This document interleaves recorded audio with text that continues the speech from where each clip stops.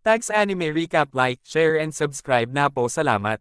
Nagsisimula ang kwento sa isang grupo ng mga adventurer na nakikipaglaban sa isang nakamamatay na rango na forest dragon na humihinga ito ng apoy, nagdudulot ng malawakang pagkasira sa lugar at ang mga adventurer ay napilitang tumakbo sa ibang lugar. Sa isang field na nakasalubong niya ang isang bata magsasaka na nagngangalang Al, ay inaalagaan niya ang kanyang mga pananim at nasisiyahan siya sa kung gaano siya lumalago. Ang lahat nag-aani ng ilan sa mga pananim at naghahanda na magtungo sa mga pamilihan. Nakatanggap siya ng alerto mula sa kanyang window ng katayuan at nakita na ang kanyang mga kasanayan sa pagsasaka ay na-maxed out na umabot sa antas 10, kasama niya ang kanyang kaibigan na taga-subok ng mangingisda na namangha sa kanyang natamo. Ay medyo naninibugho si Testa na may level 10 pang fishing skill si Al. Kapag siya dapat ay ang mangingisda na naabot ang lahat ng kanyang kakayahan sa pagsasaka, biglang nakakuha si Al ng isang espesyal na opsyon na isama at paunlarin ang kanyang mga kasanayan. Tinanggap niya ito at nakuha ang titulong mapagmahal sa kalikasan. Nalilito si Al kung ano ang ibig sabihin nito, ngunit nakita ni Testa na bigla siyang nagkaroon ng 65,000 status point na may higit sa 73,000 na pag-atake at 45,000 depensa na bigla silang, ngunit naaalala ng lahat na kailangan niyang makapunta sa palengke. Tumungo si Al sa Royal Capital para ibenta ang kanyang mga pananim. Habang nakikita niya ang inaatake ng dragon ang mga adventurer na hindi sila katugma at tumawag para kunin si Altes, ay nagpasya na tumulong at naghagis ng carrot, umaasang maabala ang dragon, ngunit tumama ang carrot at sumabog ang dragon sa isang suntok. Ang mga adventurer ay naiwan gulat na gulat sa nangyari at nagulat din si Al sa bagong lakas niya. Mabilis na tumungo sa kanyang daan at nakita lamang ng mga adventurer ang kanyang trail Al na nakarating sa Royal Capital Modges, ngunit habang siya ay nasa gate may isang batang babae na kinikidnap. Dumating ang nakahod na lalaki, ngunit lahat ay tumalon pasulong at iniligtas ang babae. Inatake ng lalaking nakahod si Al gamit ang isang kutsilyo, ngunit madaling dinasarmahan ni Al at natalo siya. Ang lalaki ay inaresto at nagpasalamat ang batang babae sa pagligtas sa kanya. Nakarinig sila ng kampana at mabilis na tumakbo si Al na ayaw na huli ang dalaga. Tinatanong ko ang pangalan niya pero bibilisan ko lang siya sa palengke at inihahatid ang kanyang mga pananim. Habang papaalis siya sa lungsod na hinarang siya ng mga gwardya na iniisip ni Al na maaaring nasa loob siya. Problema, ngunit ang batang babae na kanyang iniligtas ay lumitaw at ipinakilala ang kanyang sarili bilang Phallus, ang prinsesa ng kabisera na si Al. Kinakabahang kausap ang prinsesa, ngunit inutusan niya itong pretuhin lamang siya ng casual. Tinanong niya kung papayag ba itong maglingkod the royal family. He says hell no, but only in his mind. Instead he careful sinusubukang tumanggi na nagsasabing hindi niya kakayanin ang responsibilidad na sinusubukan niyang iwanan, ngunit nahuli siya ni Phallus. Sinabi niya sa kanya na babayaran nila siya ng maayos, ngunit sinabi ni Al na interesado lang siya sa pagiging isang magsasaka. Ang marinig ang Phallus na ito ay nag-aalok na bigyan siya ng isang malaking field malapit sa Kapitolyo na higit sa 33,000 square meters. Nagtanong si Al kung bakit handa siyang pumunta sa malayo para lang ma-recruit siya. Sinabi niya sa kanya na ito ay dahil madali niyang natalo ang lalaking nakahod na may lakas na higit sa 500. Al nagtatanong kung ano ang karaniwang lakas at ipinaliliwanag ng Phallus na ang karaniwang tao ay may lakas na humigit kumulang 50 adventurer ay nasa 130 knights ay hanggang 600 at ang maalamat na bayani ay may 1,000. Phallus na humihiling na makita ang kanyang katayuan, ngunit alam ni Al na hindi niya maipakita sa kanya ang pagbabalik ng mga adventurer at iulat na ang dragon sa gubat ay natalo. Gayunpaman sila hindi alam kung sino ang gumawa nito. Na may karwahe na nakarinig ng ulat na pinaghihinalaan ito ng Phallus ay si Al, ngunit habang sila ay ginulo ay mabilis na nagpahinga si Al para sa amin. Sa kabila ng Phallus na ito ay nananatiling determinado recruit sa kanya, biglang sinabi ng isang guard kay Phallus na siya ay tinatawag na bumalik sa palasyo. May ulat na malaking kayeg ng mga halimaw ay papalapit sa kabisera. Lahat ng uri ng mga halimaw tulad ng mga orc na dragon at golem na kanilang paparating mula sa Hell Zone na ikinagulat ng hari dahil ang pinuno ng impyernong zone, ang Demon King, ay pinatay ng bayani at nakipagkasundo sila sa mga demonyong nakakasalamuhan natin na si Officer Cecil. He suggests that hindi lahat ng demonyo ay natutuwa sa peace pact, lalo na ang unang general ng Demon King na si Romeo Van napatay na pinaghihinalaan niya na nalaman nilang pumanaw na ang bayani at ngayon ay nais maghiganti para sa pagkamatay ng haring demonyo. Pinayuhan niya na ang umalis ang hari sa kabisera para sa kanyang sariling kaligtasan. Ayaw iwanan ng hari ang kanyang mga tao, ngunit lahat ng kanyang mga sundalo ay nagmamakaawa sa kanya upang makaligtas. Sa wakas ay nakauwi na si Al nang hindi sinasadyang sirain ang kanyang pinto gamit ang kanyang bagong lakas kung saan siya napagod kanyang araw at biglang dumating si Tessa na kumakatok sa kanyang pinto. Sinabi sa kanya ni Tessa na kailangan nilang lumikas dahil isang hukbo ng malapit na ang mga halimaw. Biglang naisip ni Al ang kanyang mga pananim at nagmamadaling pumunta sa kanyang bukid na kahinga ng maluwag nang makitang okay ang kanyang mga pananim, dumaan ang hukbo ng mga halimaw at napagtanto ni Al na dumiretso sila sa ang kabisera ay ayaw niyang makisali dahil isa lamang siyang magsasaka ngunit napagtanto na kung ang kabisera ay talon wala siyang mapagtitindaan ng kanyang mga pananim samantala ang hari at prinsesa ay nakatakas mula sa kabisera ngunit dumating sila sa isang patay na dulo ang hari ay biglang inatake sa isang sabog ng enerhiya na si Cecil ay nagbago at ipinahayag na siya nga ang demonyong si General Romeo ay niloloko na niya sila sa simula pa lamang ay ibinunyag niya ang plano niyang magpanggap bilang hari, using his transformation magic and rule the kingdom without the people knowing but first he must pumatay the king he pag-atake gamit ang kanyang madilim na mahika ngunit ang hari ay lumikha ng isang hadlang ang mga hadlang ay nagsimulang masira habang ang hari ay nagpupumilit na panatilihin nakakatulong itong phallus na palakasin ang hadlang ngunit nagpakawala si Romeo ng pangalawang pag-atake nasira ang mga hadlang at ang hari, hindi na mapanatili ang hadlang sa pamamagitan ng kanyang sarili hindi maaaring ipagtanggol ng phallus laban sa pag-atake at ang iba pang mga hadlang ay nawasak pinuntahan sila ni Romeo gamit ang kanyang over darkness skill ngunit biglang lumitaw si Al at pinigilan ang pag-atake niya ginagamit ang kanyang husay sa pag-aararo at binasag ang lupa na nakakagambala sa hukbo ng mga halimaw si Romeo ay nagtataka kung sino siya ngunit si Al lang sabi niya na siya ay isang ordinaryong magsasaka tumalon si Romeo sa kanyang likuran ngunit nahuli ni Al ang kanyang talon at itinapon siya si Romeo ay humanga at nagpas siyang gawin ang lahat, sinisipsip niya ang kapangyarihan mula sa mga kalapit na halimaw at nagbago sa kanyang tunay na anyo ang pagtingin sa kanyang katayuan phallus ay makikita na siya ay antas 78 na may higit sa 5,000 lakas sinabihan niya si Al na tumakbo palayo. Pinakawala ni Romeo ang kanyang kapangyarihan at sinisingil si Al ngunit si Al kontra sa kanyang sariling suntok at si Romeo ay natalo ang mga halimaw ay nabigla kwago isa na.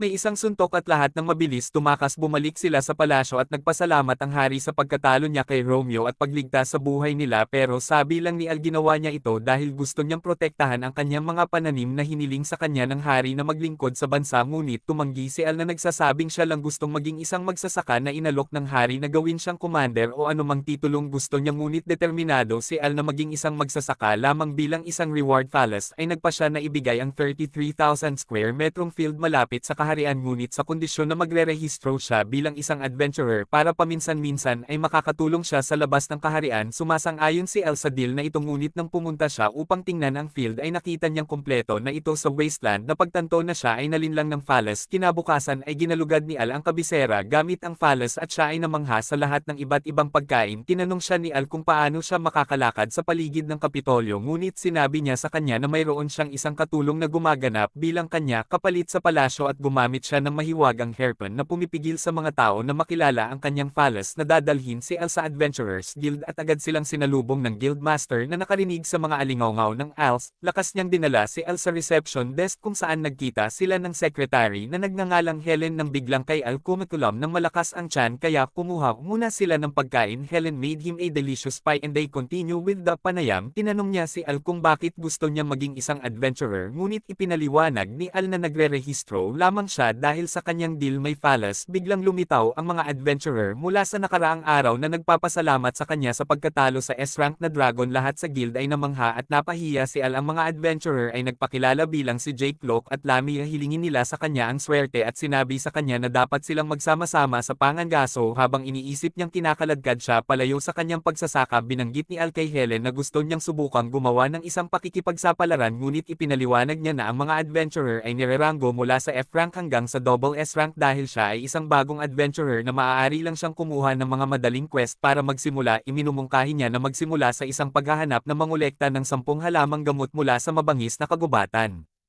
Sinabi sa kanya ni Helen na dapat niyang makuha ilang mga kagamitan dahil maaaring may mga halimaw ngunit sinabi ni Al na siya ay masyadong mahirap para sa anumang pagdinig na ibinibigay sa kanya ni Helen ang kanyang lumang balabal na pinahusay na may mahiwagang panlaban si Al ay nag-aatubili na tanggapin ito ngunit pinilit ni Helen at tinulungan siyang ilagay ito kay Helen ay nasilaw na makita siya sa balabal na tila nagpapaalala sa kanya ng itiyak na isang tao ang nais niya sa kanya ng swerte ngunit naiisip lamang ni Al ang kanyang buhay sa pagsasaka. Pumunta si Al sa kagubatan at nangolekta ang mga Cowen habang siya ay nangongolekta ay nakatagpo siya ng isang kakaibang black scale, Iniisip niya kung ano ang maaaring ihulog ng halimaw ito ngunit biglang nilapitan ng isang babaeng orc ito sumubsob sa kanya na gustong magpalahi sa kanya ngunit lumitaw si Jake at nailigtas siya ang orc ay natalo at pinasalamatan siya ni Al sa kanyang tulong tinanong niya kung mas alam nila ang Black Scale na mayroon si Jake nakarinig ng mga chismis ng isang itim na dragon ngunit hindi ito naniniwala dahil ang mga itim na dragon ay naninirahan sa kabundukan at hindi ang iminumungkahi ni Forrest Slania na maaari niyang ibenta ito para sa isang disenteng halaga ng pera biglang nagkaroon ng napakalaking aura na overwhelms them sila ay nagyelo sa takot habang ang isang itim na dragon ay lumitaw ang dragon na tatakpan ng kadiliman at lumakad ng lampas sa kanila si Al ay natakot ngunit nagawa niyang tanggapin isang pagtingin sa katayuan nito para lamang mabigla sa napakalaking istatistika nito may isang batang babae na tumatakbo palayo ngunit nahuli at nagising si Helen mula sa kanyang bangungot kinabukasan ay napansin ng kanyang ina na hindi maganda ang hitsura niya, na siya ay nakakaranas ng pagkawala ng memorya na hindi maalala ang kanyang ginawa pagkatapos ng trabaho noong nakaraang araw ng kanyang ina nagmumungkahi na siya ay labis na nagtatrabaho at dapat na magkaroon ng ilang oras sa pagbabalik Al bumalik sa guild at may apurahang ulat na sila makipagkita sa guild master at iulat ang kanilang pagtatagpo sa itim na dragon ayon sa ngayon ay mayroon na itong lakas 230,000 kung tutuusin sa hitsura nito pinaghihinalaan nilang ito ang masamang dragon ay aburos sila gulat na marinig ito lalo na ipinakita ni Helen Al sa kanila ang sukat na nakita niya at si Helen ay natakot nang makitang mayroon siyang isang alaala ng kanyang kapatid na tumakas at pinatay ng dragon ito ay sobra para sa kanya at siya ay nahimite sa pag-aalala ni Al Waits tungkol kay Helen ngunit sinabihan siya ng kanyang ina na magiging okay siya ay nakilala niya ang balabal na suot ni Al at ipinaliwanag na siya talaga ang ina ni Helen na Foster na ina 15 taon na ang nakalilipas nakita niya si Helen sa tabi ng lawa na may balabal, naalala niya ang kanyang pangalan ngunit nawala ang lahat ng iba pa niyang alaala na pinaghihinalaan niyang maaaring may koneksyon si Helen sa Ouroboros na pagdinig desidido itong si Al na tumulong na pumunta siya sa library para matuto ngunit hindi niya mahanap ang anumang pahiwatig na napagpasyahan niyang gawin, tingnan ang mga ulat mula sa 15 taon na ang nakaraan noong unang natagpuan si Helen ngunit sinabi sa kanya ng librarian na iyon ang mga ulat ay pinaghihigpitan at siya ay hindi sapat na mataas na ranggo upang ma-access ang mga ito sinubukan ni Al na magmakaawa ngunit tinalikuran siya nito biglang sumulpot si Phalas na nakakagulat sa librarian na ginagamit niya sa posisyon niya prinsesa para tumulong, magkakaroon ako ng access sa mga record na dinadala nila sa restricted area at tinitingnan nila ang pinsala, mga talaan para sa nayon kung saan natagpuan si Helen nalaman ni Al na 15 taon na ang nakalilipas ang Anora Village ay ganap na nawasak at may mga itim na kaliskis na natagpuan din doon gayunpaman ang pangyayaring ito ay natakpan dahil ang masamang dragon ay sinadya upang patayin ngunit kung ito ay nabuhay muli ay nangangahulugan na ang buong mundo ay nasa panganib sa susunod na araw ang dalawa ay tumungo sa Anora Village upang suriin ito na natagpuan nila ito sa isang ganap na nawasak na estado habang sila explore biglang narinig ni Al ang isang boses sinundan niya ang boses at dumating sila sa isang libingan at may lumitaw na isang batang lalaki na nakasuot ng pareho. Si Cloak Palace ay nalilito kung sino ang kausap ni Al dahil hindi niya ito nakikita o naririnig.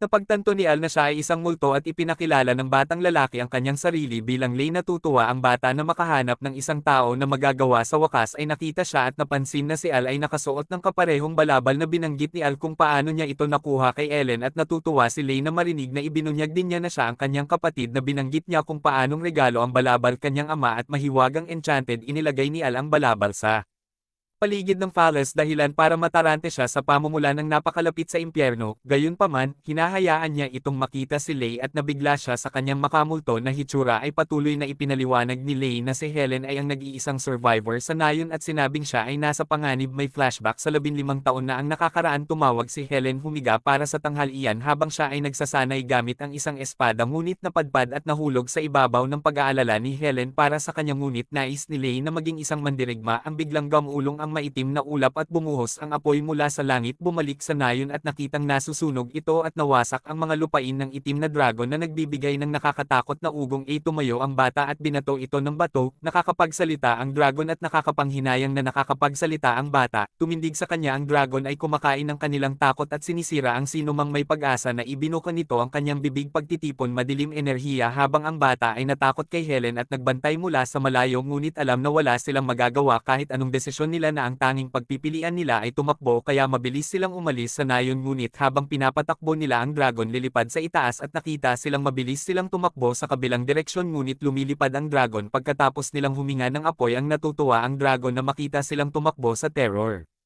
Napagod si Helen at natamba at sinabihan niya si Lane na magpatuloy nang wala siya at damapo ang dragon sa likod niya. Naghahanda ang dragon na lumunin ang kanyang kaluluwa ngunit nataman ito sa mata habang hinahagis ni Lay ang kanyang espada. Sinabi niya kay Helen na tumakbo ngunit ang espada at ang mata nito ay agad na muling nabuhay ngunit ang dragon ay umikot nito pansin kay Lay at nagpas siyang kainin muna siya nito at sinugod siya ng mga ngipin nito at sinugod siya ni Helen, kapatid at ang dragon natutuwa sa kanyang kawalan ng pag-asa dahil ito ay nagpapalakas sa kanya. Ang dragon ay nagpa siya na hayaang mabuhay si Helen ngunit nanunumpa na babalik pagkatapos ng 15 taon upang sirain muli ang kanyang tahanan na nagdudulot sa kanya ng higit pang emosyonal na pinsala at pagkatapos ay kumain ang kanyang soul lace ay nanunumpa na protektahan si Helen kahit sa kamatayan at pagkarinig nito ay nagpa siya ang dragon na itali ang kanyang kaluluwa sa lugar upang masaksihan niya ang kanyang malungkot na kapalaran pagkatapos na mawala ang dragon at humiga. Fades away back in the present. Lay explains that the dragon always leave one survivor so they can spread the kwento at lumikha ng higit pang takot at kapag nagising ito ay hahabulin nito ang taong iyon at uulitin ang ikot na pakiusap ni Farrell para tulungang protektahan si Helen ngunit sinabi niya na ang dragon ay masyadong malakas ngunit binanggit ni Lay kung paano kinain lamang ng dragon ang kanya kaluluwa nang siya ay nawalan ng pag-asa. Naniniwala siya na magagamit nila ang kapangyarihang kabaligtaran ng despair upang mabawasan ang kapangyarihan ng dragon. Ay hiniling ni Lay kay Al na tulungan siyang magpasa ng mensahe sa kanyang kapatid at mabilis na umalis si Al na bitbit ang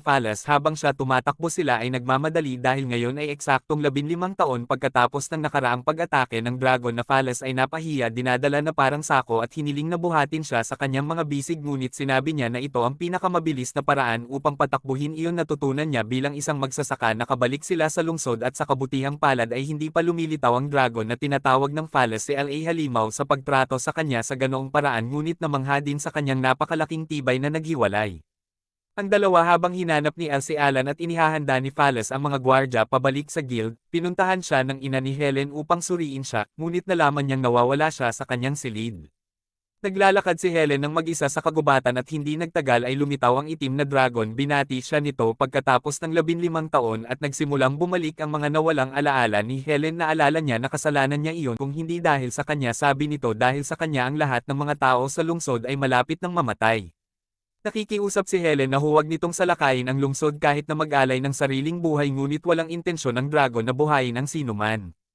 Si Helen ay nawala ng pag-asa at naghahanda na wakasan ang kanyang buhay ngunit ginawa ito ni Al sa kanya sa tamang panahon at pinigilan siya. Natauhan si Alan ngunit sinalakay ng dragon si Al na ikinatumba siya ni Al na nakaligtas. Salamat sa proteksyon ng kanyang balabal. Nagulat ang dragon na isang tao ang makakaligtas sa kanyang pag-atake ngunit sinabi ni Al na hindi lang siya isang tao, siya ay isang magsasaka. Sinabihan siya ni Helen na tumakas ngunit pinaratangan ni Al ang dragon na sinuntok ito sa kanyang mukha. Sinabi ni Al kay Helen huwag mag-alala at ang dragon ay nagulat na ang isang tao ay nagawang saktan siya. Ang dragon ay nais na si Yatul mahulog sa despair at sinimulan ng dalawa na labanan ang mga singil ng dragon sa kanya na umaatake gamit ang kuko nito at si Al ay nagpupumilit na ipagtanggol ang kanyang sarili na kuwago. Isa pang suntok ngunit pinakawalan ng dragon ang mapangwasak na apoy nito sa kanya. Natamba si Alice at sinabi sa kanya ni Allen na iwan siya na ayaw nang may mamatay pang tao at dahil sa kanya, pero sinabi sa kanya ni Al na hindi niya kasalanan. Sinabi niya sa kanya kung paano niya nakilala ang kanyang kapatid na alam ng kanyang kapatid na sisisihin niya ang kanyang sarili kapag nanambalik ang kanyang mga alaala, kaya sinabi niya kay Al na sabihin sa kanya na hindi niya sinisisi ang kanyang pagkamatay. Ipinagmamalaki niya na pinrotektahan niya ang kanyang kapatid at sinabihan siyang mamuhay ng masaya para silang dalawa. Al ay nagbibigay sa kanya ng pag-asa at ang kapangyarihan ng dragon ay nagsimulang bawasan ang mga sumpa ng dragon kay Al at sumisid sa kanila ngunit nalampasan ni Al ang nanghihinang dragon na tinalo ito sa pamamagitan ng isang suntok. Sa wakas ay nakapagpahinga na si Al ngunit kagaya ng pagkatalo niya sa dragon bigla siyang nasaksak ni Ellen na tarante si Al at sinubukang kumuha ng gayuma ngunit nagpupumiglas at bumaba sa amin. Inatake siya muli ni Helen at halos hindi na napigilan ni Al si Al. Tanungin siya kung ano ang nangyayari ngunit sinisingil ni Helen na tapusin siya ngunit biglang may pakpak na hamarang sa banal na dragon. Lumilitaw si Mirage at ipinahayag na si Helen ay inaalihan ng masamang dragon. Ang banal na dragon ay nagpapagaling ng kwago at pinahiram sa kanya ang kanyang kapangyarihan ngunit nauwi sa pagbagsak. Bilang isang resulta, sinabi niya ang lahat ng kanyang ibinigay sa kanya ang kapangyarihang dalisayan. Ang itim itim na dragon at iligtas si Helen ang masamang dragon ay tumawa sa pag-aakalang si Al ay hindi mangangarap na masaktan ang katawan ni Helen ngunit agad siyang sinuntok ni Al. Nagulat ang dragon at nakikita ni Al sa mga mata ni Helen na gusto niyang pigilan siya ay parang bumabalik si Helen sa sarili ngunit habang tinutulungan siya ni Al ay nahawakan niya siya at ang kaluluwa ng masamang dragon ay sumabog at sumisid sa Al na sinusubukang angkinan siya. Ipinahayag niya ang kanyang tagumpay ngunit mayroong isang problema sa loob ng puso ni Al. May pagsasaka lang na bigla siya na walang iba kundi ang magtanim at mag-ani, pananim. Wala siyang magagawang sirain at siya ay tinanggihan mula sa katawan ni Al. Ang banal na dragon ay bumangon at ginagamit ang kanyang kapangyarihan upang linisin ang isla. Ang masamang kaluluwa ng dragon ay nabasag at ang banal nagpapasalamat si dragon kay Al sa kanyang tulong. Ang sinag ng liwanag nawala kasama si Al at nawala ng malay si Helen. Nang magising si Al nahanap niya ang sarili niya sa guild ay niyakap siya ni Phallus na masaya siya ay okay. Tinanong ni Al kung ano ang nangyari sa mga dragon at sinabi sa kanya ni Alan iyon Ouroboros ay dinalisay at ang banal na dragon ay nawala din. Al nagtatanong kung Helen ay okay pagkatapos maposes. Sabi niya na ayos lang siya at nagkaroon na rin ng kakayahang mag-transform ng kanyang mga braso at binti into dragon claws. Nagulat si Alice sa pag-aakalang may nagmamay-ari pa rin siya pero nagpapakita si Helen malaya niyang makokontrol ang kapangyarihang pinaplano niyang gamitin ang kapangyarihang ito para sa kabutihan at iligtas ang mga tao sa hinaharap na Helen. Bigla nagtanong tungkol sa relasyon ni Phallus kay Al na hindi siya kinikilala bilang prinsesa dahil sa kanyang mahiwagang hairpin. Al gets medyo nag-aalala at sinabi ni Phallus na childhood friends sila. The Guildmaster bursts in along with Jake and his mga kaibigan. Natutuwa sila na okay na si Helen at namangha na natalo ni Al ang masamang dragon. Nagtataka sila kung paano ang palasyo gantimpalaan si Al sa pagkatalo sa dragon at ang Phallus ay sumusumpa na magkakaroon ng malaking gantimpala na halos hindi sinasadyang magbunyag sa kanya. Pagkakakilanlan may party sila para ipagdiwang ang tagumpay ni Al. Inaasar ni Luke si Al na hindi sila umiinom pero nakakaboses si Phallus. Alam ng kanyang isip na iniisip ni Al ang tungkol sa pag-aani ng kanyang patatas sa umaga at sinasabi sa kanya na dapat siyang magpahinga. Ipinakita ni Helen ang kanyang bagong kapangyarihan sa lahat at nasiyahan sila sa kanilang gabi kinaumagahan upang tulungan si Sal sa kanya harvest. Nagulat siya na kaya ni Al ang dalawang magkahiwalay na farm nang biglang dumating ang mailman ni Rick at naghatid ng isang liham kay Al. Ito ay liham mula sa kanyang ama na nagsasabi sa kanya na matagal na silang hindi nagkita at dapat silang bisitahin. Si Al ay sumasalungat dahil abala siya sa napakaraming quests mula sa The Guild pabalik sa kabisera. Naglalakad si Al sa tabi ng isang tomato stand na siya namangha sa hugis at kulay nito. Nang kumagat siya ay nagulat siya nang makitang masarap ito. Hinihiling niyang malaman kung sino ginawa ito at nalaman na sila ay mula sa isang sakahan mula sa isang bayan na tinatawag na Lalukas. Ang tindera ay nagsabi sa kanya ang kanilang sikreto ay nagumamit sila ng espesyal na pataba. Audacious of pagdating sa guild na sinabihan niya kay Helen na kailangan niyang magpahinga mula sa The Guild na naging sanhi ng kanyang pagkataranta ngunit sinabi ni Al na kailangan niyang pumunta sa Lucas upang bisitahin ang kanyang pamilya at tingnan ang mga iyon. Mga kamatis na tinanong niya kung ang iba pang mga adventurer ay maaaring takpan para sa kanyang mga pakikipagsapalaran at sinabi sa kanya ni Allen na maaari niyang takpan para sa kanya na inihayag na siya ay naging isang adventurer din salamat sa kanyang mga kapangyarihan sa labas ng guild na kanyang kinakaharap. Phallus gusto niyang samahan ang lahat sa isang paghahanap ngunit sinabi niya sa kanya ang tungkol sa plano niyang bisitahin ang kanyang mga magulang. Natutuwa siya at nagpa siya na sumama sa gustong makipagkita at magpasalamat sa kanyang mga magulang. Nabigo si Al, napigilan siya at mabilis na tumakbo palayo sa pamamagitan ng gubat na nasa sabik habang iniisip niya ang tungkol sa mga kamatis nang biglang may lumitaw na orc ngunit tila ito nga naaalala ni Friendly na si Al na ang mga lalaking orc ay pala kaibigan sa mga lalaki ngunit gusto nitong tumakbo si Bone Al para dito ngunit nahuli at sinubukan ng orc na sumama sa kanya ngunit natalo ang orc at nakilala ni Al ang isang batang babae na may asul na buhok na si Al ay natroma sa enkwentro at ipinaliwanag na ito ang pangalawang beses na inatake siya ng isang arke na sinabi ng batang babae sa kanya na ang kagubatan ay mapanganib ngunit sinabi sa kanya ni Al na siya ay isang adventurer din na ipinakilala ng batang babae ang kanyang sarili bilang si Rory at sila malaman na pareho silang tungo sa Lalukas. Nagpa siya silang maglakbay ng magkasama ngunit lahat ng pag-aalala kung okay lang ba sa kanya maglakbay kasama ang isang lalaki dahil kakailanganin nilang magpalipas ng isang gabi sa ligaw na magkasama. Rory biro tungkol sa pagputol ng kanyang ulo kung sinusubukan niya ang kahit ano pero sabi niya hindi siya nag-aalala dahil hindi siya cute pero sabi ni Al na cute siya at siya nga flattered na nagpatuloy sila sa paglalakad at bigla silang nakaramdam ng panganib pero si Rix lang talaga ang naghahatid ng isa pa letter. Tehel ito ay isang liham mula sa kanyang ina at ipinahayag ni Al Al kay Rory na marami na talaga siyang natatanggap sa kanila,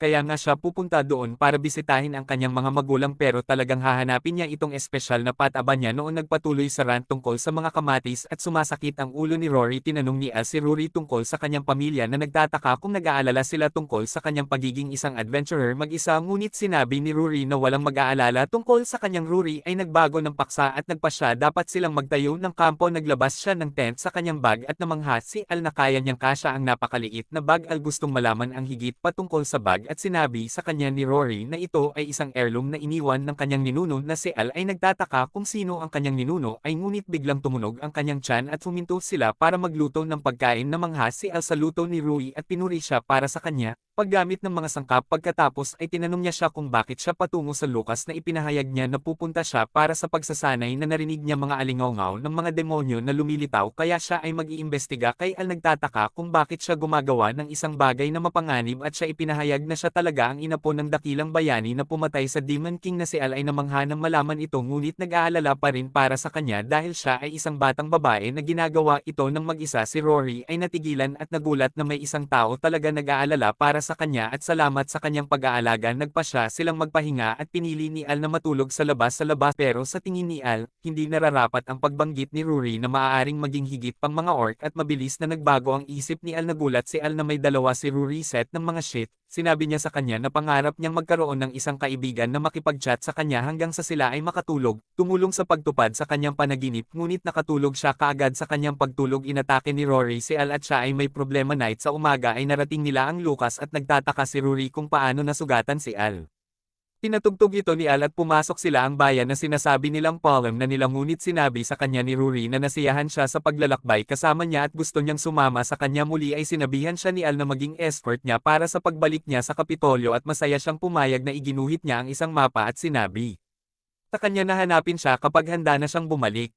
Nagtanong si Rory tungkol sa mga demonyo ngunit walang nakarinig ng kahit ano. Bigla siyang nakarinig ng sigaw at may isang batang babae na nagsasabing ang kanyang kapatid ay dinukot ng demonyo na sinabi niya sa brewery na dinala ang kanyang kapatid sa kagubatan ng Phantom at mabilis na hinanap siya ni Rory ngunit may isang lalaki na nanonood mula sa malayo habang si Al ay binisita ang kanyang mga magulang. Habang siya ay nagtutunog ng kampana biglang bumukas ang pinto at niyakap siya ng kanyang ina. Tuwang-tuwa siyang makita siya at sa huli ay nasakal siya ng kanyang mga yakap na pilit na pinipilit ni Al. Huminga ngunit hindi siya binitawan ng kanyang ina ay lumitaw ang kanyang ama at sinuntok siya sa mukha sa pag-aakalang may ginagawa siya sa kanyang asawa ngunit pagkatapos ay napagtanto na ang kanyang anak lamang ang kanyang asawa ay nagagalit sa pagkaladkad. Bumalik siya sa bahay at pinarusahan siya. Kumain sila ng hapunan at si Al ay pinakain ng kanyang ina ng masasarap na pagkain habang ang kanyang ama patuloy na pinaparusahan. Inihambing ni Al ang pagkain sa luto ni Rory at biglang naging interesado ang kanyang ina na malaman kung siya ang kanyang kasintahan. Sinabi sa kanya ng kanyang ama na dapat siyang magpakasal at magkaroon ng mga sanggol ngunit ang kanyang asawa ay nabali ang kanyang likod na sinasabing si Al ay masyadong bata para doon. Ipinaliwanag ni Al na si Rory ay isang taong kakakilala lang niya at ang kanyang ina ay humihingi ng tawad. Tumalon sa conclusion. Mamaya ang ama ni Al ay nagtanong sa kanya tungkol sa kanyang negosyo at sinabi sa kanya ni Al na nandyan siya para sa pataba ng kanyang itinuro ni ama sa kanyang mapa kung saan niya ito mahahanap ngunit pagkatapos ay tinanong si Al tungkol sa minarkahang lokasyon. Sinabi sa kanya ni Al na ito ang hotel kung saan tinutuluyan ni Rory ngunit hindi maalala ng kanyang ama na may hotel sa lugar na iyon. Pagkatapos ay pumunta si Al tanungin ang kanyang ama tungkol sa mga demonyo ngunit wala siyang narinig tungkol sa sinabi ng kanyang ama na oras na para matulog at mabilis na ninakaw ni Al ang higa ng kanyang ama at sinabing hindi na siya makakabalik sa kanyang sariling silid dahil naghihintay doon ang kanyang ina. Kinabukasan ay kinuha ni Al ang pataba at nagpas siyang puntahan si Rory ngunit si Al biglang may narinig siyang sumisigaw at tumakbo siya papunta sa crowd. Sabi nung lalaki inatake siya ng demonyo pero nakatakas daw siya salamat sa isang batang babae na may asul na buhok. Tinanong ni Al ang lokasyon at mabilis na tumakbo upang hanapin si Rory. Ang lalaki ay bumangon at may kasamang pitik ng kanyang daliri. Ang karamihan at ang hotel ay nahayag na isang ilusyon. Si Al ay tumatakbo sa kagubatan na naghahanap ng Rory ngunit natagpuan ang batang babae na nakilala ni Rory bago inatake ng isang demonyo na madaling sinisira ni Ali ang demonyo at bilang ang babae salamat sa kanya naging demonyo din siya at inaatake siya ngunit biglang sumulpot si Rory at iniligtas siya. Sinabi niya iyon sa kanya ang kagubatan ay napuno ng mga demonyong ito ngunit iyon ay nang lumitaw ang lalaki mula kanina na nagpapakilala sa kanyang sarili bilang si Loki at ibinunyag niya ang kanyang sarili bilang isang demonyo. Natuwa siya sa kung paano madaling nalinlang si Rory kapag walang nakakita sa bayan. Tataka si Rory kung bakit kinaladkad si Al dito gayong dapat lang naman na siya ang habol sa kanya, ngunit sinabi ni Loki na mas mahalaga si Al kaysa sa kanya dahil nag-iisang natalo niya ang demonyo na pagtanto ni General Romeo at ng masamang dragon na si Al na isa siya sa mga kaalyado ng mga demonyo, ngunit sinabi ni Loki na wala sila sa kanyang level na sinisingil siya ni Rory, ngunit madali siyang umiwas at sumugod si El sa counterattacks Rory at ginamit ang kanyang healing magic sa kanya. Nagulat si Loki sa kakayahang ito at nagsisisi na hindi niya nakipag-usap kay El. First Rory humingi ng tawad kay El at sinabing hindi siya kapareha nito, ngunit sinabihan siya ni El na huwag mag-alala dahil magsasaka siya na sinugod niya. Si Loki ngunit natapon ay ipinagpatuloy ni Al ang kanyang pag-atake, ngunit nabagsakan sa lupa mayroong isang napakalaking bunganga at si Al bahagya siyang kumapit, ngunit tumalon siya pabalik at nagawang masuntok si Loki. Loki gumanti sa sarili niyang suntok na may kasamang maitim na enerhiya na sumabog nang bumukas ang mga pakete ni Al. Falls, buksan ang mga sugat ni Loki ay nagsimulang maghilam at nakikita niya kung paanong ang iba pang mga demonyo ay walang kapantay. Para sa Al ay nagpapagaling din kanyang sarili at bumangon. Handa na si Loki na tapusin ang mga bagay-bagay, ngunit tinanong ni Al kung bakit niya siya pinupuntirya. Ipinaliwanag ni Loki na siya ay hinahabol ang lahat ng maaaring magdulot ng banta sa kanyang mga plano sa hinaharap. Bukod kay Al at Rory ay hahabulin din niya si Helen sumunod dahil minana niya ang powers ng masamang dragon.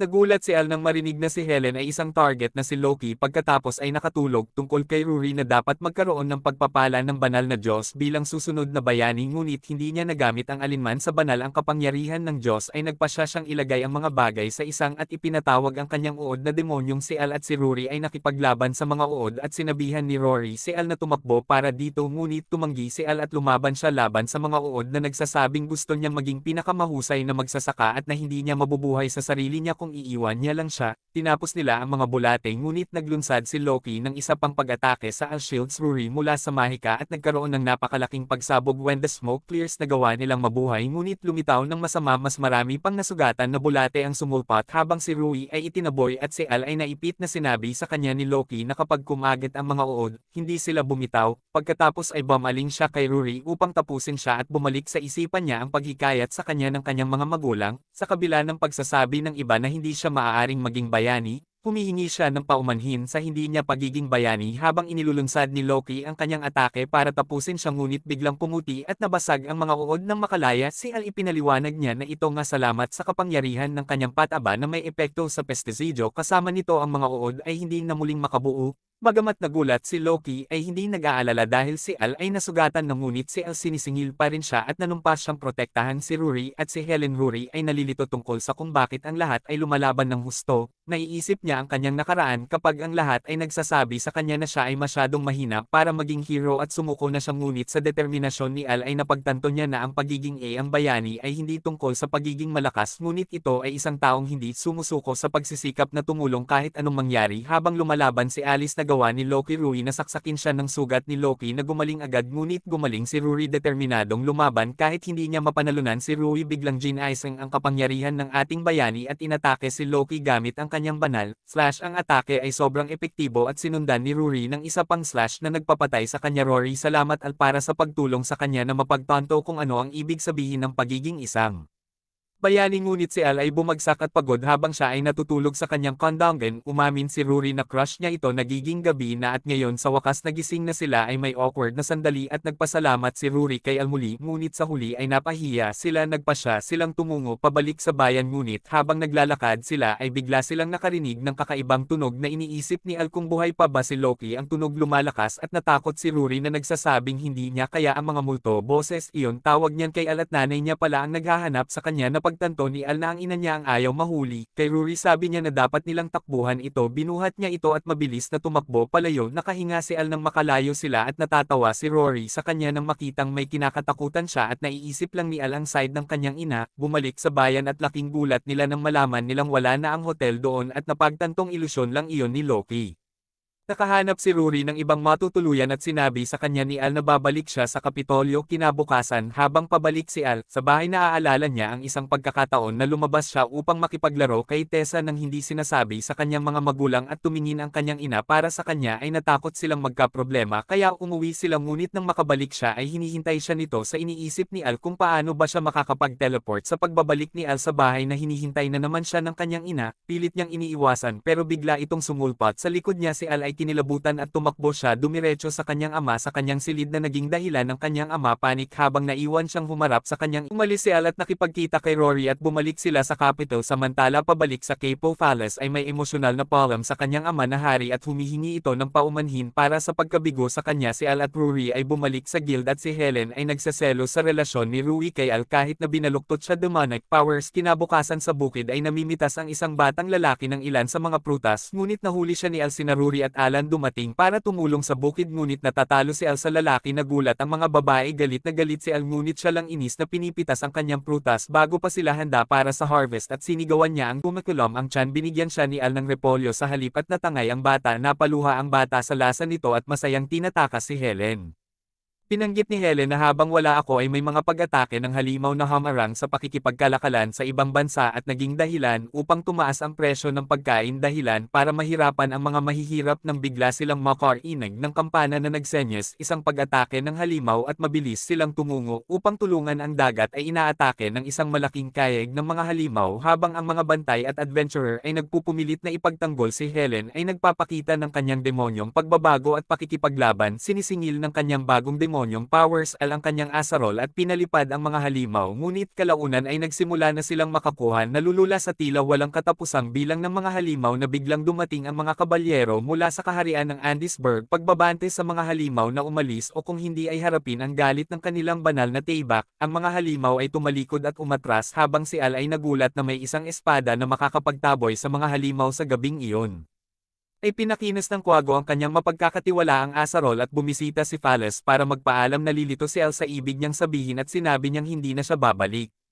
Naputol ang kanilang pagkikita nang sabihin sa kanya ng kanyang kasambahay na oras na para umalis ay nagpasalamat siya sa lahat at naiwan si Al na may pakiramdam, nalilito pagkalipas ng ilang araw tumigil na sa pag-atake ang mga halimaw at bumalik na sa normal ang Al ay binisita ng batang lalaki at ang kanyang ang ina ay humingi ng tawad para sa kanyang anak at sinabi kay Al na kung kailangan niya ng sastre maaari niyang bisitahin her. In town they end up buying more vegetables from Al and as they left Al is suddenly surprised by Rick's hitsura nakakuha si Al ng isa pang liham mula sa kanyang ina at binigyan din siya ni Rick ng isang kopya ng papel na ikinagulat niya bilang siya binabasa ito sa guild tinitingnan din nina Helen at Rory ang papel na nalaman nilang ikakasal si Phalas sa prinsipe ng Andesburg si Helen ay nagtataka kung ito ay isang politikal na kasal para makuha si Andesburg upang protektahan ang kanilang bansa. Ang mga halimaw ay umatras mula sa mga kabalyero dahil ang mga halimaw ay hindi dapat nakakaintindi ng mga salita ng tao Al biglang dumating at sinabihan silang basahin ang kanyang sulat na puno ng kanyang ina na nagsasabing mahal niya siya at nakuha ni Al, nahiya at pinunit ito, binigay niya sa kanila ang isa pang pahina at binasa ng mga babae ang ulat ng kanyang ina tungkol sa pag-atake ng halimaw. Narinig niya ang mga pag-atake at gumawa siya ng sarili niyang pagsisiyasat para matiyak na ligtas si Al ngunit nalaman niya iyon ang banal na espada ng Andesburg ay isang regular na espada lamang na walang anumang espesyal na kapangyarihan ang mga babae ay nabigla sa kung paano niya magagawa alam ito ngunit sinabi ni Al sa kanila na ipagpatuloy ang pagbabasa nalaman nilang napag-isipan ito ng kanyang ina dahil dati maging commander ng Shadow Puppet bigla silang nabigla nang marinig ang Shadow Puppet pero clueless si Al kung ano ang ibig sabihin ay sinabi nila sa kanya na ang mga Shadow Puppet ay ang pinakapiling grupo ng mga especially iyan na nakakatuklas ng anumang sekretong Al na bigla siyang marinig ito tungkol sa kanyang ina at patuloy nilang binabasa ito pala ang mga halimaw ay pinatawag ng isang demonyo sa Andesburg ngunit ang kanyang minamahal ay kinuha at pinilit niyang ipadala ang mga halimaw upang salakayin sila ay dumating sa conclusion na ipinadala ni Andesburg ang mga halimaw upang umatake upang sila ay mag-pose bilang mga tagapagtanggol at hingin ang kasal ni Decidido si Princess Phalas Al na iligtas ang prinsesa ngunit talagang ikinagulat ng mga babae dahil nagkaroon si Phalas palaging ginagamit ang kanyang disguise magic kapag magkasama sila Al mabilis na itinatama ang kanyang sarili na nagsasabi na bilang citizens ito ay ang kanilang tungkulin na iligtas ang prinsesa at nagawang ipanalo sila kay Helen. Sinabi sa kanya na mahirap makapasok sa Andesburg ngunit ipinahayag ni Al na kinuha niya si Rick bilang kanilang gabay samantala sa kaharian ng Antipsburg ay nakilala namin ang Prinsipe Nautilus habang nakikipagpulong siya sa iba't ibang pinuno na nais ang kanyang proteksyon mula sa mga pag-atake ng halimaw na sinasabi niya na mayroon ang dami lang niyang magagawa sa isang banal na espada at lahat sila ay nagsisikap na mag-alok sa kanya ng mga pambihirang deal para sa kanyang proteksyon ng maglaon ay tuwang-tuwa si Nautilus sa kung ano ang takbo ng kanyang plano at inutusan ang demonyong Gazella na umatake ng higit pang mga bansa gayunpaman gustong ihinto ni Gazelle ang mga pag-atake ayaw na makita ang higit pa sa kanyang mga kasama na isinakripisyo ngunit Nettle ay sa amin binugbog siya at ipinaalala sa kanya na nahuli niya. Ang kanyang kasintahan na biglang pumasok si Phallus at sinabi sa kanya na hindi niya kayang gamutin ang kanyang mga lingkod ay tulad ng isang bantay na pumasok at nag-uulat na may pagkaantala sa karwahe para sa kanilang seremonya at ang nawala ito sa prinsipe ngunit napagtanto na nanunood si Phallus sinubukan niyang iayos ang sarili at sinabi sa kanya na nakatingin siya forward sa kanilang seremonya ay bumalik si Phallus sa kanyang silid at nais sana niya makita si Al ngunit nasa labas si Neles at nagtataka kung sino ang iniisip niya sa susunod na araw. Bumisita si Al sa sastre para kumuha ng ilang mga damit at nangako na dalhin ang mga ito mas maraming gulay. Si Al ay nakiisa sa iba at sinabi ni Rick sa kanila ang planong sinabi niya sa kanila na i-post ang kanyang mga merchant para sa seremonya para makapasok at hanapin ang bihag habang siya ay magtitipon ng mga halimaw para mailantad nila ang banal na espada ni Prince Nautilus. Bilang isang peking Helen ay nalilito kung paano siya makakalap ng mga halimaw at ipinakita ni Rick na siya ay talagang isang demonyo. Lahat sila ay nabigla at ipinaliwanag ni Rick na miyembro din siya ng mga shadow puppet at kinuha ng ina ni Al noong bata pa siya ay isiniwalat niya na medyo marami ang mga demonyo na sama-sama sa mga tao at tila ang demonyong pinagbantaan ay umibig kasama ang isang taong babae ngunit napunta sa mga kamay ng prinsipe Al. Nanunumpa silang ililigtas ang lahat at sinimulan nila ang kanilang misyon ay nakarating sila sa Andesburg at matagumpay na nakalagpas sa mga tarangkahan. Si Al ay may tiwala sa kanilang disguise posing bilang mga magsasaka ngunit ang mga batang babae ay hindi masyadong humanga. Pinag-isipan nila ang kanilang plano na lumabas sa kastilyo at iligtas ang syota ni Zeld at pagkatapos ay dalhin siya sa simbahan upang makuha nila ang gazelle upang ipagtapat na ang kapangyarihan ng banal na espada ay peke. Habang papunta si Al sa kastilyo ay agad siyang hinarang ng guard na sinasabi niya naghahatid ng mga gulay sa kastilyo sa pag-aakalang ang kanyang plano ay walang kabuluhan ngunit nakita siya ng gwardya na kainahinala at sila ay nagwakas. Hinabol ng lahat ng mga gwardya, sinabi ni Helen kay Al na magpatuloy at itapon siya sa kastilyo, eksakto sa tamang kwarto at sinabihan ang babae na sumama sa kanya para mailigtas nila ang gasela na nagsitakbuhan ang mga gwardya ngunit ginamit ni Al ang kanyang mga gulay at hinahawakan ang mga gwardya. Nakadina ang babae at hindi makatakbo kaya binuhat siya ni Al. Habang tumatakbo siya mula sa mga gwardya ay nakasalubong ni Al ang iba pang dalawang ngunit kailangan nilang mabilis na tumakbo habang sila ay nakakakuha. Hinabol ng lahat ng mga gwardya na nakita nila ang simbahan at sinabi ng mga batang babae kay Al na iligtas ang Phallus. Habang hinahawakan nila ang mga gwardya sa loob ng simbahan ay isinasagawa ang seremonya at sinasabi ng Phallus na ginagawa ko at bilang pumasok sila para sa halikan. Biglang nataman si Nautilus sa pinto habang si Al ay sumabog sa Phallus ay tuwang-tuwa na makita siya ngunit sinabi ni Nautilus na si Al ay isang kontrabida dito upang makuha ang prinsesa Al. Pagkatapos ay sinabi sa lahat na ang prinsipe ay ang kontrabida at ang kanyang banal na espada ay isang peking pako ay nagtatanong kung mayroon siyang anumang patunay at kahit ang hari ay nagsabi kay Al na nakita niya ang espada, power pero sabi ni Al may pruweba siya at biglang may nag-report na guard na ang kaharian ay inaatake ng mga halimaw na nakikita natin Rex habang tinatawag niya ang mga halimaw para salakayin ang mga bisita ay sinabihan si Nettles na gamitin ang espada ngunit habang siya ay tumatawag ng gasela ay nakita niya ito muling nakipagkita sa kanyang pinakamamahal. Ibinigay na nga ni Rex ang sword para subukan ng prince.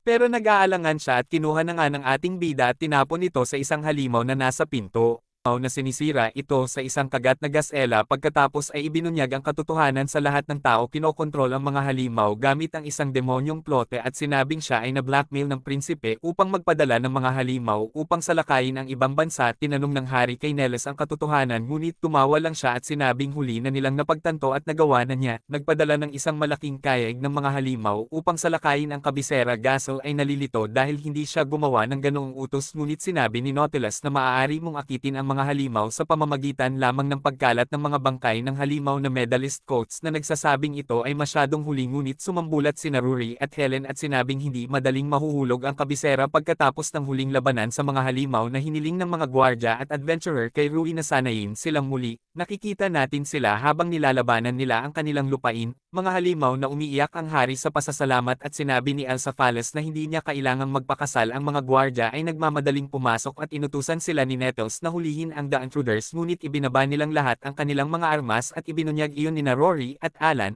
Ang mga gwardya ay lumipat ng panig pagkatapos nilang ipaliwanag ang masasamang ginawa ng prinsipe sa kanila. Ni Nidalis ay nagagalit at nagsumbong sa haring-hari ngunit siya ay napahinto ng isang labanos at pinalo siya ni Al na alis ang mga kulitis at tumalon ang Phallus sa Al. Pagsasabi sa kanya na mahal niya si Rory ay nalilito at nagseselos sa prinsesa Al. Sinusubukang sabihin ang lahat ng ito ay hindi pagkakaunawaan. Ngunit kahit na ang hari ay nagpapasalamat sa kanya at tinatanggap siya sa pamilya habang ang hari ay umalis ay pinigilan siya ni Rex na humawak isang liham na nagpapatunay na si Nautilus ay isang sangla lamang para sa iba at binalaan niya ang hari na mag-ingat pagkatapos nito. Lahat sila ay nagdiwang sa guild at sinabi ng guildmaster kay Al na lahat ay humihiling sa kanya ng mga quest ngunit si Al ipinaalala sa kanya na gusto lang niyang maging isang magsasaka. Bumisita si Phalas sa guild at ginagantimpalaan ang mga pakikipagsapalaran para sa kanilang tulong sa pagtatanggol sa nagtataka ang kabisera na si Helen kung bakit parang kilala niya ang prinsesa at si Al panic Phalas ay bumalik sa kanyang disguise at Al hindi kakayanin na panatilihin ang sikretong Phalas na opisyal na nakikipagkita kay Rory at ipinahayag na siya ang makakasama ni Al hindi makayanan ang mga ito at umalis na lamang upang litid ang kanyang mga pananim ay inaani niya ang kanyang mga gulay ngunit ang Rory at Phalas ay may sinundan siya doon nagtatanong sila kung sino ang mas gusto niya pero pilit lang silang inaabala ni Al na pinag-uusapan ang mga gulay niya. Rory nagtataka kung may iba pa ba siyang nagugustuhan at sabi ni Al na may nabigla ang mga babae sa narinig pero si Al mabilis na tumakbo pabalik sa kanyang bahay. Si Al ay tumingin sa isang larawan at naalala ang isang batang babae na tinatawag na Olivia na mayroong isang flashback hanggang 15 taon na ang nakalilipas nang makita natin ang ama ni Al na nag-aani ng patatas ay nabigla siya nang makita niyang napakaraming inani ni Al ay tuwang-tuwa si Al ngunit nagalit ang kanyang ina na pinapatrabaho siya ng kanyang ama. Kinuha ni Al ang ilan sa mga patatas para ibigay sa kanilang mga kapitbahay ngunit bigla nilang napansin ang isang batang babae na hinahabol ng dalawa lalaki. Ang babae ay isang magnanakaw at si Al ay nagtataka kung sino siya. Ang mga kapitbahay ay nagsabi sa kanya na siya isang ulila na nakatira sa The Melvins at gustong ipagbili siya ng mga lalaki. Kinagat ng babae ang lalaki at nakalaya siya tumakbo. Kaagad na dinaklat ang basket ng patatas at tumakbo palabas ang batang babae na naglaman ng patatas ngunit nahanap ni Al. Tumakas siya ngunit napansin niyang may pagkain si Al at sinabi niya sa kanya na mas masarap ang patatas kapag niluto sa isang sopas. Natatakot siya sa kanya pero iniwan ni Al ang sopas at hindi niya kayang pigilan ito sa mga susunod na araw. Nagdadala sa kanya ng pagkain at sa huli ay hinihintay siya nito at nagkaroon sila ng pagkakataong mag-usap. Ipinakilala niya ang sarili bilang si Olivia at namangha na si Al ang nagtanim ng napakasarap na pagkain. Biglang kumalam ang sikmura ni Al at nag-alok siyang pagsaluhan ang sandwich ngunit si Olivia ay biglang nahuli ng dalawang lalaki at naghahanda silang ibenta siya. Sabi ni Al na tumigil na siya pag nanakaw ngunit sinabi sa kanya ng mga lalaki na kailangan nilang bawiin ang kanilang pagkalugi. Nakiusap si Al na palayain siya at sinabing magbabayad siya, ibalik ang lahat ng kanyang ninakaw. Gayunpaman ang mga lalaki ay hindi naniniwala sa kanya at tumanggi ngunit lumitaw ang ama ni Al at nalaman ang tungkol sa sitwasyon na inalok niya ang mga lalaki ng 3 buwang halaga ng bigas bilang kabayaran at malugod nilang tinanggap at iniwan si Al na nagtataka kung magiging okay sila ngunit nag-aalala ang kanyang ama sa sasabihin ng kanyang ina. Iminungkahi niya na kailangan nilang maghiwa bumalik sa pagkain para sa susunod na ilang buwan. Ibinalik ni Elidia ang mga ninakaw niyang patatas at iminungkahi ng ama ni Al na maaari nilang gumamit ng ilang dagdag na mga kamay sa bukid. Masayang sumang-ayon si Al at inanyayahan si Olivia na tumira kasama nila sa bukid at siya ay masayang masaya. Pagkalipas ng 2 taon, tumulong si Olivia sa bukid kasama si Al. Siya gustong magpahinga ngunit mahal ni Al ang kanyang pagsasaka. Sinabihan niya itong makipaglaro sa iba pang mga bata ngunit sinabi niya na siya lamang gustong makasama. Nang biglang dumating si Tessa na tumatakbong hinahabol ng ilang killer bee pero madali ang nanay ni Al. Nilalabanan silang lahat sa pagputol ng mga ito sa mga piraso. Sinabi sa kanya ng kanyang ina na sila ay patungo sa Kapitolyo upang tumingin para sa isang bagong bahay na iniisip ni Al na kakaiba dahil maayos lang ang kanilang bahay ngunit sinabihan siya ng kanyang mga magulang na alagaan ang bukid. Habang wala sila ay umalis ang kanyang mga magulang at tinanong ni Al si Tessa kung bakit siya hinahabol ng mga bubuyog kung dapat naman wala sa lugar na tester ang nagpapakita ng mapa na nagsasabi na mayroong isang malaking kayamanan sa kagubatan na malapit sa kagubatan ay karaniwang mapanganib ngunit dahil wala na ang lahat ng mga bubuyog ay nagmumungkahi si Tessa na mahahanap nila ang kayamanan. Ay nakumbinsi si Al at hiniling ni Olivia na sumama ngunit sinabi sa kanya ni Al na maaaring mapanganib ito at iniwan siya nito sa daan. Habang nagtataka si Al kung bakit si Olivia ay palaging nakakapit sa kanya sa pag-iisip na dapat niyang kaibiganin ang iba pang mga bata na inihayag ni Tessa, si Olivia ay talagang nabubuli kapag siya ay mag-isa. Nagulat si Al nang marinig ito at napagtanto na ito ang dahilan kung bakit ang mga magulang ay naghahanap ng isang bagong bahay. Dumating ang dalawa sa lokasyon sa mapa at sila ay tumuntong sa isang bato na bumukas ang bundok at nahulog sila sa loob. Ay tumingin sila sa paligid at nakakita ng isang tablet na hindi nila naiintindihan. Habang hinawakan ni Al nagsisimula itong lumiwanag at nagdilim ang lahat. Isang napakalaking hayop na lumitaw at si Al nilalamon may pagsabog ng bulkan na umuulan ng apoy at nang magising si Al ay nakita niya si Olivia ngunit siya biglang nakaramdam ng matinding kirot sa kanyang dibdib na pumasok si Tessa at nagtataka si Al sa nangyari sa Kagubatan na pumunta sila sa labas and lahat ay wasak at nababalutan ng abo pati ang town ay nawasak din kaya wala silang paraan sa paghingi ng tulong. Sa kapital na pagkain ay nirerasyon ngunit hindi sapat upang maglibot titingnan ko ang bukid para sa pagkain ngunit nawasak na ang lahat.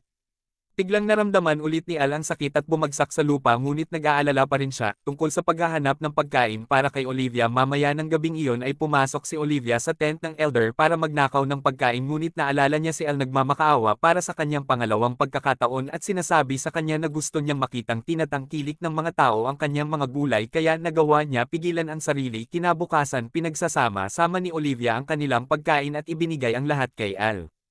Tinanong ni Al kung bakit mas maraming pagkain kaysa normal at nagsisinungaling siya sa kanya na nagsasabi sa kanya na 8 ang dumating mula sa Kapitolyo na natutuwa si Alice at sinabi ni Olivia na hindi niya magagawa, hintayin mong kainin ang pagkain na ipapatubo niya sa mga susunod na araw ay patuloy na binibigyan ni Olivia ang kanyang pagkain at sa huli ay siya nahimatay habang iniisip siya nagtataka si Al kung saan nawala si Lydia at si Tessa ay nagmamadaling pumasok at sinabi kay Al na nakita nila ang katawan ni Olivia na si Tessa ay nagsasabi sa kanya na siya ay nagugutom ngunit si Al ay nalilito sa pag-iisip na iyon nakakuha sila ng 8 mula sa Kapitolyo. Sinabi ni Testa sa kanya na hindi pa nila narinig mula sa Kapitolyo at napagtanto ni Al kung ano ginawa ni Olivia para sa kanya. Si Al ay umiiyak para sa kanya at sinisisi ang kanyang sarili sa kanyang pagkamatay. Naalala ni Al ang kanyang pangako na magtanim ng mga gulay para sa kanya at bumalik siya sa trabaho isang araw pagkatapos ng isang pagbaril sa isang dragon na si Al ay dumating sa isang walang malay na batang babae na nakahandusay sa lupa at dinala niya ito pabalik sa kanyang bahay nang magising si Al. Nakita niya ang babae na bumangon. Tinanong niya kung paano siya napunta dito. Kanidnap ba niya siya? Paliwanag ng babae na hindi siya mayaman. Sinabi ng bida na papunta sana siya sa guild para mag-issue ng quest at natagpuan niya siya na walang malay.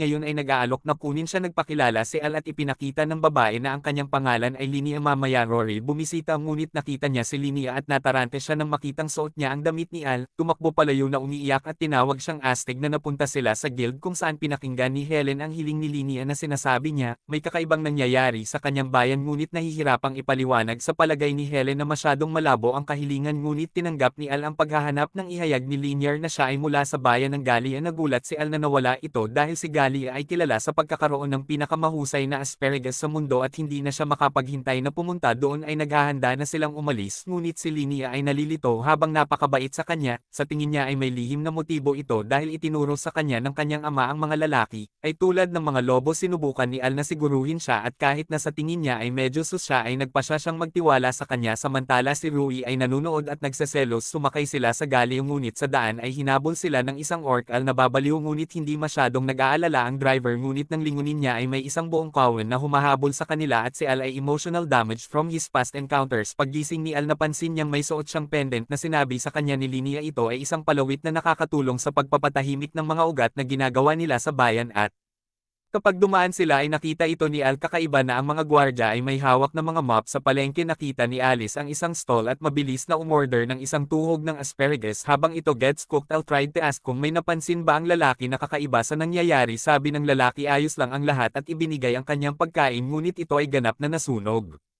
Al ay nalilito ngunit pagkatapos ay napagtanto na kakaiba ang kinikilos ng lalaki. Biglang tumagilid ang kariton at nang tingnan ni Al ang lalaki ay kakaiba din ang kinikilos niya. Al biglang sinundo at nadadala. Mamaya dumalaw si Al sa bahay ni Linnea. Ang pamilya niya nagpapatakbo ng isang tindahan ng palawit at sa palagay niya ay salamat sa mga palawit na hindi siya kumikilos. Kakaiba tulad ng iba pang mga tinanong ng mga taong bayan na si Al kung nasaan ang kanyang mga magulang ngunit sinabi niya sa kanya na nawala sila nang magsimula ang anomalya. Ang mga taong bayan ay lahat ay nababaliw at hindi makapag-usap ng normal. Ang Panginoon ng bayan ay lumilitaw at pinarangalan si Al. Makilala ang taong nagsimula ng Asparagus Revolution. Nagsusuot din siya ng pendant at tinanong siya ni Al tungkol sa bayan ng Panginoon. Sinabi sa kanya na ito ay isang mahabang kwento at nag-imbite sa kanya para sa hapunan ngunit ang lahat ay kinuha at dinala muli. Mamaya sila ay bumisita bahay ng Panginoon at sumama sa kanya sa hapunan. Nagtanong si Al tungkol sa bayan ngunit biglang pinalibutan ng Panginoon ang kanyang mga bantay sa kuwago. Sa isang sasandaling nagawang talunin ni Al ang lahat ng mga gwardya na sinisingil niya sa Panginoon ngunit nakaharang si Linnea sa paraan ng paghahayag ng Panginoon na si Linnea ay nagtatrabaho para sa kanya at nakita namin na siya ay sinapian ng isang demonyo. Ipinahayag ng demonyo na inilagay niya ang kanyang kapangyarihan sa isang kristal at ilagay ito sa estatwa ng Diyosa sa bayan para makontrol niya ang lahat ng balak niyang gawin din sa capital. Matapos niyang marinig ang tungkol sa pagkatalo ni Al sa demonyong general at sa masamang dragon na binalak niyang lagyan ng crystal Al's body and control the capital, Linnea reveals she had no choice because her ang mga magulang ay nabihag habang ang demonyo ay naghahanda na ilagay ang kristal sa Al. Siya ay naghagis ng isang flashbang na tila hindi gumawa ng kahit anong ngunit may sumabog at nawasak ang estatwa ng Diyosa Nataranta ang demonyo sa nangyari at si Al. Paliwanag ng flashbang ay isang hudyat lamang sa kanyang mga kaibigan. Ang demonyo ay nabigla dahil si Linnea ay nag-espiya sa kanya nito buong panahon ngunit inihayag ni Al na nang madala siya sa bayan ay talagang si Rory at si Helen ang kanilang nailigtas. Sinabi ng mga magulang ni Linnea na si Al at natapos na ito ngunit kinuha ng demonyo ang Panginoon bilang hostage. Ginagamit ni Al ang kapangyarihan ng asparagus at pinapakain ng puwersa ang Panginoon. Ipinaalala niya sa Panginoon ang kanyang pag-ibig para sa asparagus at nagawa niyang makalaya mula sa demon's controlin. Sinamantala ni Al ang pagkakataon at tinapos siya ni Linnea. Salamat sa kanyang tulong at binigyan siya ng isang halik sa labis na pagkadismaya ni Rui. Sinabi niya na kapag siya ay tumanda ay mahahanap niya siya at mananalo sa kanya. Naiwan si Al na nakatulala at bumalik siya sa Kapitolyo. Pagkatapos ni Al ay bumalik sa pag-aalaga ang kanyang field kasama si Rory, Helen at Fallas na lahat ng tumutulong sa kanya ay napansin ng Fallas ang mga pendant na parehong nakuha ni na Helen at Rory at nagseselos. Gusto niyang umamin muli kay Al ngunit pinaalalahanan siya ni Rory na gusto nila para bigyan ng space si Al. Nang biglang narinig nila si Al na sumisigaw, siya ay nawasak nang makitang may tumubo na mga damo sa kanyang piling. Crops, ito ay isang masamang damo na sumisipsip ng lahat ng sustansya mula sa mga nakapaligid na pananim. Na galit siya nang makita iyon. Marami ang lumaki sa ilalim ng kanyang panunood. Natuwa si Helen na ang mga damo ay isang mas malaking banta kaysa sa mga demonyong kanyang nakaharap sa kanilang ulo sa lungsod upang ibenta ang kanilang mga gulay. Medyo sikat sila at kahit na ang hari ay dumating sa disguise, ang hari ay nagtataka kung kailan kukunin ni Al si Fallas bilang kanyang asawa ngunit iniiwasan mo ang paksang. Sinabi sa kanya ng hari na bibigyan niya siya ng mas maraming lupang sakahan at bagong binuo na mga kasangkapan sa pagsasaka. Nai-imagine ni Al ang mga kasangkapan at hindi niya maiwasang maengganyo na sinubukan siyang pigilan ni Rory at binato siya ni Fallas ng patatas ngunit natamba ito.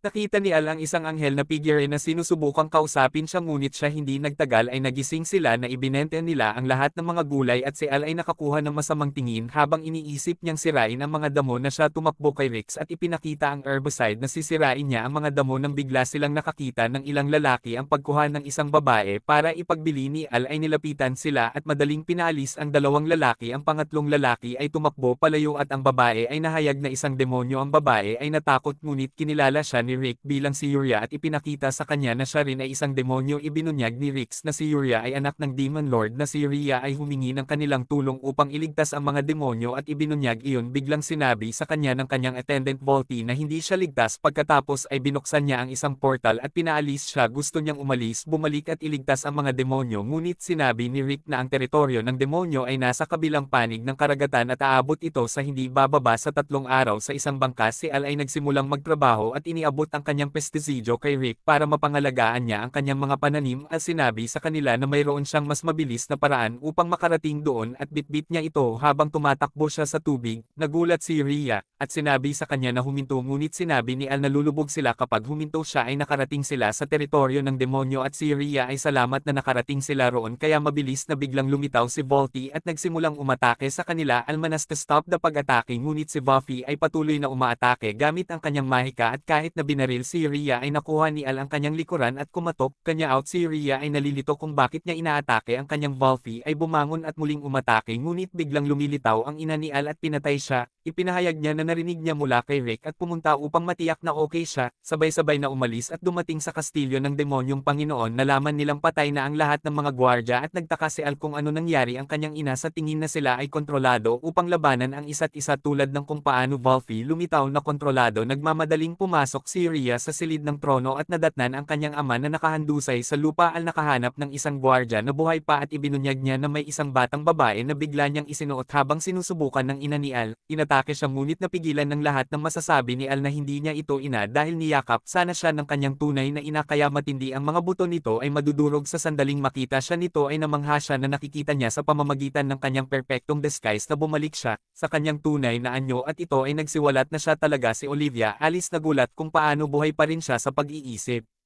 Noong nasaksihan niya ang kanyang kamatayan at ipinahayag ni Olivia na siya ay buhay salamat sa kapangyarihan ng masamang Diyos, ipinakita niya ang kanyang kapangyarihang umaatake kay Uriah, ngunit namatay si Al at nagawang iligtas siya. Nagkaroon ng malaking hiwa at pagsabog at nang maalis ang alikabok ang buong bundok ay hinaypan. Malayo nagulat si Olivia na naiwasan ni Al ang kanyang pag-atake at sinabing ito ay dapat dahil mayroon din siyang masamang kapangyarihan ng Diyos sa kanyang katawan. Nalilito si Al kung ano ang ibig niyang sabihin at ipinaliwanag ni Olivia na ang kanyang nature lover skill na nagpalakas sa lahat ng kanyang stats ay talagang isang skill mula sa masamang Diyos na si Al ay hindi naniniwala dito dahil mayroon siyang hindi kailanman nakilala ang masamang Diyos na Diyos. Ngunit sinabi sa kanya ni Olivia na ipinangako niya na ipaliwanag ang lahat kung magpasya si Al na sumali. Sinabi niya sa kanya na maaari silang muling magsama at kinukumbinsi niya ito gamit ang kanyang mga mata, ngunit si Uriah tawag sa kanya at napatitig siya sa kanyang Elidia na inis sa kanyang pagharang at hinawakan si Uriah sa kanyang leeg at sinubukan siyang tulungan, ngunit pinigilan siya ni Olivia.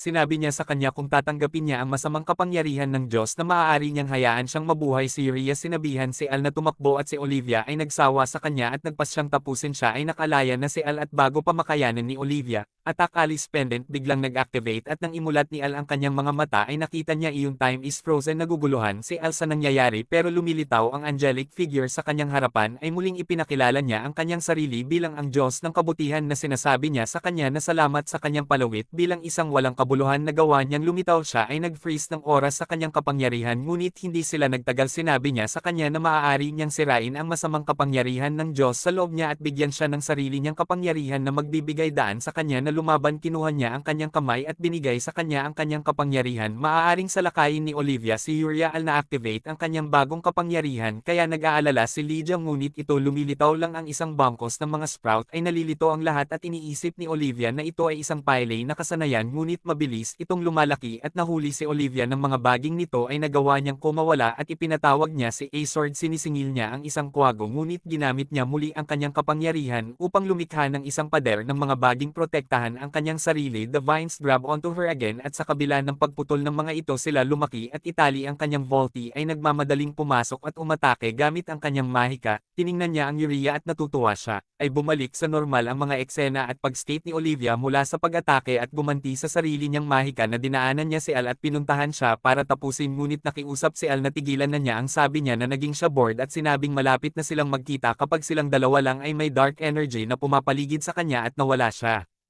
Marahas na tinanong ni Buffy ang relasyon ni Al kay Olivia, ngunit ipinaalala sa kanya ng hari na iniligtas lang niya ang lahat ng ipinaliwanag nila Al na siya ay kanyang nakababatang kapatid na babae at sinusubukan niyang ipaliwanag ang kanyang kaugnayan sa masamang Diyos, ngunit ang walang gaanong impormasyon ng hari tungkol sa Diyos at nangakong makipag-ugnayan sa kanya kung may nalaman siyang malungkot si Uriah na aalis na si Al at niyakap niya ito, ngunit nagseselo si Buddy sa kanila at inakusahan si Al na sinusubukan siyang akitin siya. Bumalik siya sa bukid at nakita si Tessa na tumutulong sa kanyang mga pananim. Ipinaliwanag niya ang lahat ng nangyari at tinanong kung naaalala niya ang oras na ginalugad nila ang pagkawasak, ngunit naaalala lamang ni Tessa na hinimatay siya at hindi nakita ang hayop na lumitaw na si Al ay disap. Si Al ay nalulungkot sa pagkarinig nito at sabay na silang kumain sa masarap na tomato at nagpapasalamat. Tahin ang Capo kasama niya ang Testa ay nagsabi na siya ay masyadong abala sa kanyang pangingisda habang si Al ay pabalik sa kabisera na dinadala niya ang shortcut, ngunit muli ay umaakit ng isang orc na siya ay may sapat na at nagpas siyang harapin ito. Sinuntok niya ito ng buong lakas, ngunit napatumba lang ito at ngayon ay nabigla itong bumangon muli at tumakbo si Al para sa kanyang buhay. Naligtas siya ng kanyang mga kaibigan na adventurer at iniisip nila kung nanghina siya dahil siya ay nagkakaproblema pa rin sa mga orc.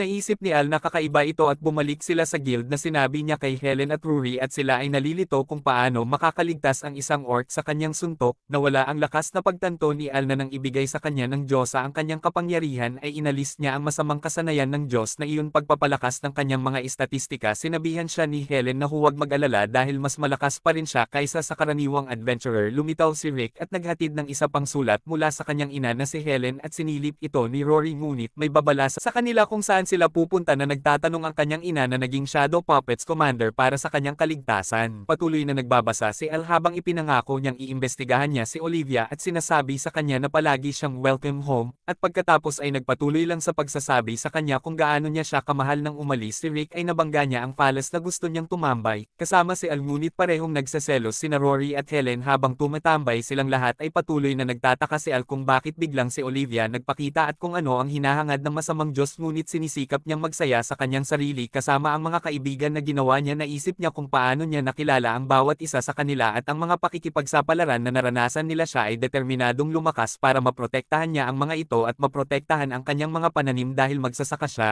Salamat po sa panunood, mabuhay kayo hanggat gusto nyo.